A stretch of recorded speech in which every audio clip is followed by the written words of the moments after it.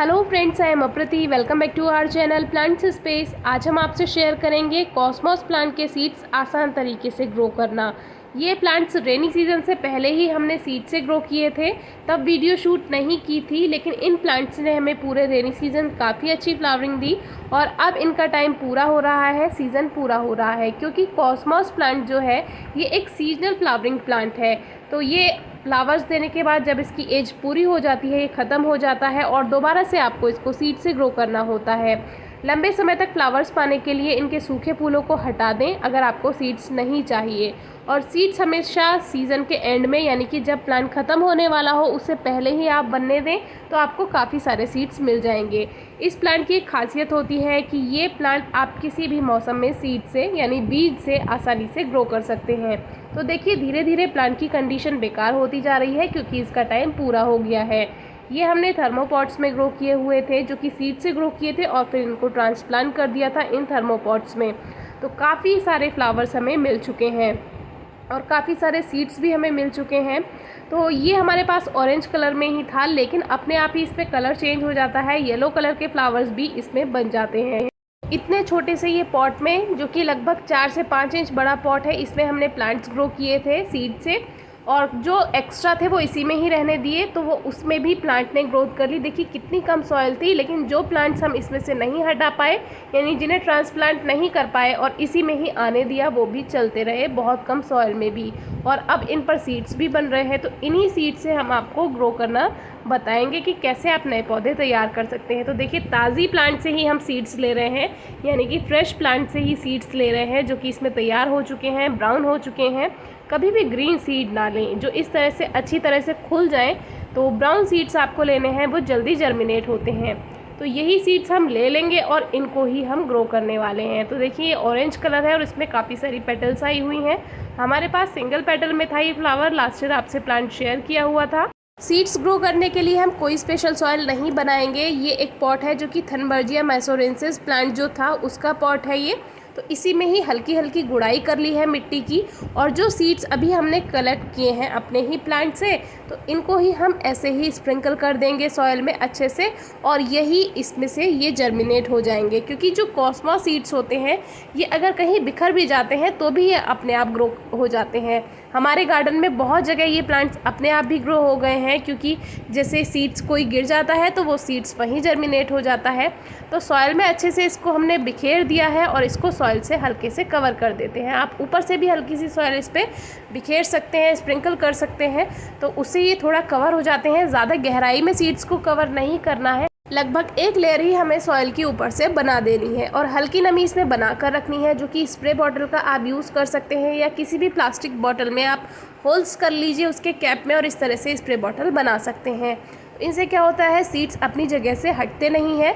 30 सितंबर को आप देख सकते हैं, यानी कि 5 दिन के बाद ही जो सीड्स थे उसमें जर्मिनेशन स्टार्ट हो चुकी है, और कुछ सीड्स जर्मिनेट हो चुके हैं। तो इसमें आपको थोड़ा ज़्यादा समय भी लग सकता है, 5 दिन, 7 दिन या 10 दिन भी लग सकते हैं। तो थोड़ा वेट कीजिए, थोड़ा पेशेंस रखिए और हल्की नमी बना कर रखिए। ये काम आप किसी भी मौसम में कर सकते हैं। 4 अक्टूबर को, यानी केवल 9 दिन में, आप देखिए जो सीड्स थे कितनी जल्दी से जर्मिनेट होकर बाहर आए हैं और काफ़ी सारे प्लांट्स बन चुके हैं। तो इस तरह से कॉस्मोस सीड्स आप बहुत आसानी से ग्रो कर सकते हैं। बिल्कुल इसी तरह आप विंटर फ्लावर सीड्स भी ग्रो कर सकते हैं। अभी समय है, आप ग्रो कर लीजिए तो आपको अच्छा रिजल्ट मिलेगा। और देखिए 10 दिन में ही कितनी अच्छी ग्रोथ हो चुकी है। अब हम इनको ट्रांसप्लांट करेंगे। इसके लिए 60% सॉइल और 40% गोबर की खाद ली है। आप आधी मिट्टी और आधा खाद भी ले सकते हैं। तो यही मिक्सचर में हम ये प्लांट्स ग्रो करने वाले हैं। फिलहाल हम इनको पॉली बैग्स में लगाएंगे और बाद में देखते हैं अगर पॉट्स खाली होते हैं, क्योंकि विंटर सीड्स भी ग्रो करने हैं, उनको भी लगाना है, और अभी गुलदाउदी भी काफ़ी सारे पॉट्स में हम शिफ्ट कर चुके हैं। तो फिलहाल हम इस तरह के पॉली बैग्स का ही यूज़ करने वाले हैं इनको ट्रांसप्लांट करने के लिए। लेकिन जो भी पॉट लें या पॉली बैग लें, उसमें ड्रेनेज होल आप ज़रूर चेक कर लीजिए। कॉस्मोस के जो ये प्लांट्स हैं, इनको आप पॉली बैग में भी ग्रो कर सकते हैं, छोटे पॉट्स में भी आप ग्रो कर सकते हैं, जैसे कि आपने देखा ही है। हमने इनको थर्मोपॉट्स में भी लगाया हुआ था, और एक छोटे 4 to 5 इंचेस के पॉट में भी देखिए 4 पौधे लगे हुए थे।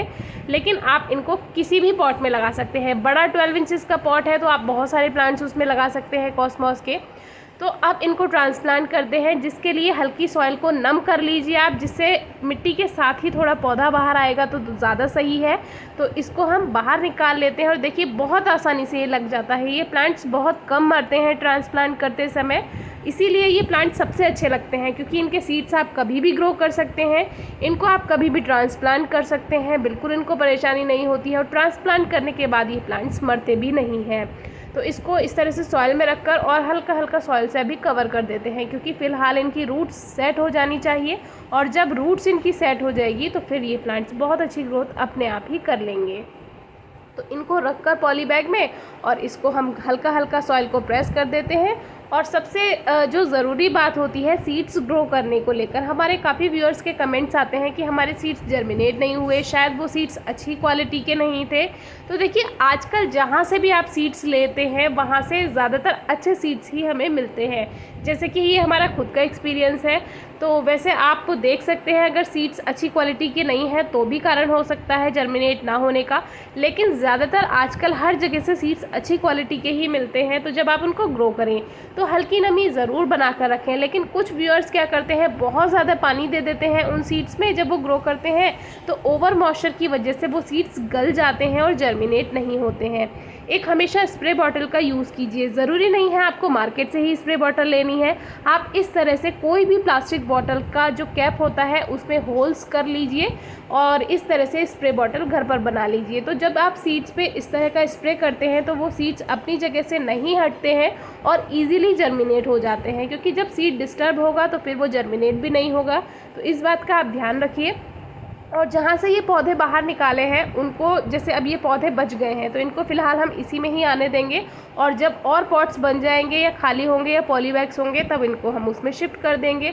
तो फ़िलहाल इनको ठीक करना ज़रूरी है, क्योंकि इनकी भी हो सकता है सॉइल जो रूट्स है वो थोड़ी डिस्टर्ब हो गई हो, तो इनको हल्का हल्का प्रेस कर दीजिए सॉइल डालकर, तो ये बेकार नहीं होंगे। तो देखिए इस तरह से ये सीड जब जर्मिनेट होता है तो ये सीड कवर जो होता है ये बाहर आ जाता है। तो हमारे एक व्यूअर का कमेंट भी आया था कि पता नहीं सीड बाहर क्यों आ गया है, तो ये कवर होता है जो कि बेकार हो चुका है अब, क्योंकि इससे पौधा तैयार हो चुका है। तो अब आप देखिए प्लांट्स को हमने 2 दिन छाया में रखा है, इसको डायरेक्ट सनलाइट में नहीं रखा था क्योंकि रूट्स थोड़ी नई थी, सेट नहीं हुई थी सॉइल में, तो 2 दिन के लिए हमने इसको शेड में रखा है। और अब आप देख सकते हैं आज 14 दिन पूरे हो चुके हैं, 14 डेज़ हो चुके हैं। इनको हमने सनलाइट में रखा और डायरेक्ट सनलाइट में नहीं रखा, एक पेड़ की छाया में रखा थोड़ा, तो एक भी प्लांट नहीं मरा है। आप देख सकते हैं सारे प्लांट्स बिल्कुल ठीक है और अब ये अच्छे से ग्रोथ कर लेंगे। हम इनको डायरेक्ट सनलाइट में रख सकते हैं। अगर आपकी कोई क्वेरी हो तो ज़रूर पूछिए और वीडियो कैसी लगी ये ज़रूर बताइए। और इनमें हल्की नमी का आप ध्यान रखिएगा, ओवर वाटरिंग बिल्कुल नहीं करनी है। Thank you.